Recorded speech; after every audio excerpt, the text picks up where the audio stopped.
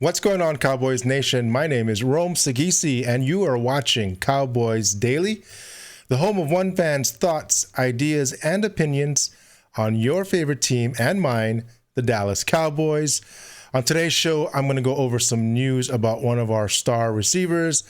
Might be bad news for some, but it depends on how you see it. And then I'll take a look at some eerie coincidences about this upcoming season.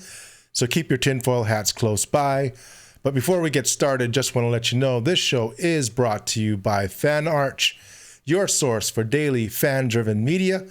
Check them out at fanarch.com to get your fix for whatever you're a fan of.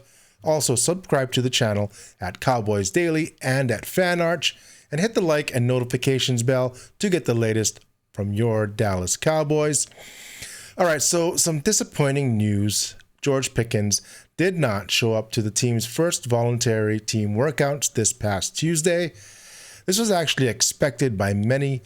Holdouts during off-season workouts have become commonplace for players who seek long-term contracts and that have been franchise tagged. Stephen Jones made it clear that there will be no more negotiating regarding Pickens and a long-term contract for the remainder of the off-season. This really doesn't give Pickens any incentive to participate in team events, at least until they become mandatory. Skipping mandatory events will result in fines and possible further disciplinary actions.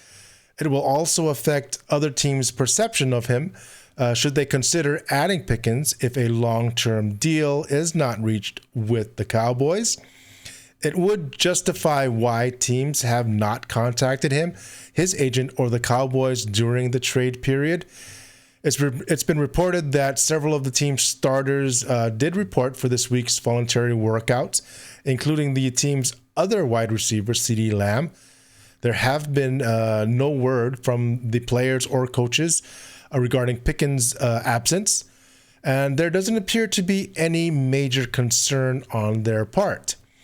I think everyone involved understands that the workouts are voluntary and that Pickens is set to make a substantial amount of money from the franchise tag, and that it only hurts his chances of securing a long-term deal with the Cowboys or any team for that matter. Mandatory minicamps and OTAs begin on June 16th. It will be then, if Pickens still doesn't show up, that anyone should be concerned. I really don't think that will happen. Pickens will show up to the mandatory camps. And as a fan, this is something I've seen in the past, also involving a star wide receiver for the Dallas Cowboys. Back in 2014, Dez Bryant was having himself quite a stellar season. He had just been to a Pro Bowl in 2013 and was well on his way to another and a possible All-Pro season. He was also in the last year of his rookie contract looking for a long-term extension. He, of course, never got one and was franchise tagged the following year in 2015. The franchise tag back then was worth $12.8 million, as opposed to Pickens' tag worth $27.8 million. And so it was very deja vu looking back at old headlines that read, "As expected, Dez Bryant absent from Cowboys mandatory minicamp," or "Dez Bryant's absence leaves sizable void at Cowboys minicamp." But the difference is Dez was skipping mandatory training camps, not just voluntary ones like what Pickens is doing now. Again, we'll have to wait and see what happens when the mandatories come rolling by. And if you recall, there was quite a bit of contention between Dez, his agent, and Jerry Jones during that period, resulting in that infamous exchange between Dez and Jerry, where Dez asked Jerry if he could cover him on the football field, to which Jerry said, "Hell no, you would destroy me." And Dez having the final word with, "Then what makes you think I can negotiate a contract with you?" The parties did finally reach an agreement to a long-term deal on July 15th, the deadline, worth $70 million for 5 years with $45 million guaranteed. So when talking about the Dallas Cowboys, wide receivers, franchise tags, and missed training camps, As fans, we've been to that rodeo. Who knows? Maybe like that year, they'll reach a deal at the same deadline. So it's interesting, as I was researching about Pickens and Dez, I discovered more similarities between the upcoming 2026 season and the 2014 season. They're not exactly precise, but there are several parallels and coincidences aside from George Pickens and Dez Bryant. Both quarterbacks, Tony Romo and Dak Prescott, were entering their 11th season in the league.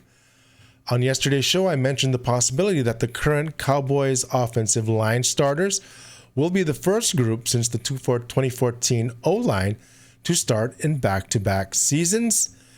The 2014 offseason saw a major overhaul on the defensive side of the ball as a result of a historically poor performance the year before, much like the changes being made in this current offseason due to a historically bad defense last year. The team recently released arguably their best defensive player that year.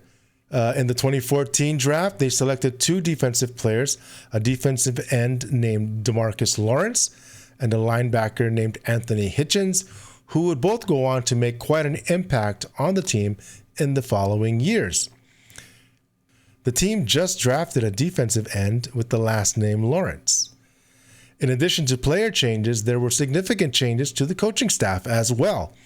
The 2014 team basically had a new defensive coordinator when Rod Marinelli was promoted to the role after Monty Kiffin led a defense that allowed a franchise-worst 415 yards per game in 2013. Sounds familiar? And in 2014, the team played the AFC South and the NFC West in their schedule. Guess which divisions we're playing this year? This is not really odd, though, because the schedules run in cycles, but you get what I'm saying, right? That year, we also played an international game in London versus the Jags, the last one we played until this year in Brazil, in which we played the Baltimore Ravens. Cue the Twilight Zone music, right? And finally, for today, I'm going to keep my tinfoil hat on and take a look at a matchup this season that should give us all flashbacks. In that 2014 season, the Cowboys played the reigning Super Bowl champion Seattle Seahawks. Well, we're playing them again in Seattle, and they're the reigning champions again. So, are you smelling what I'm cooking now? In that 2014 game, no one gave us a chance. It was the Legion of Boom, and the Cowboys were coming off a losing record. And what happened? We all remember, right? We punched them in the face over and over again. DeMarco Murray and the offensive line steamrolled. We outmuscled, outhit, out-physicaled the most physical team in the league. Tony Romo threw for 250 yards and 2 touchdowns with a 110 passer rating. DeMarco Murray ran for over 100 yards and a touchdown. And it all happened a few days after my birthday. Good times. Will it be deja vu? Will history repeat itself?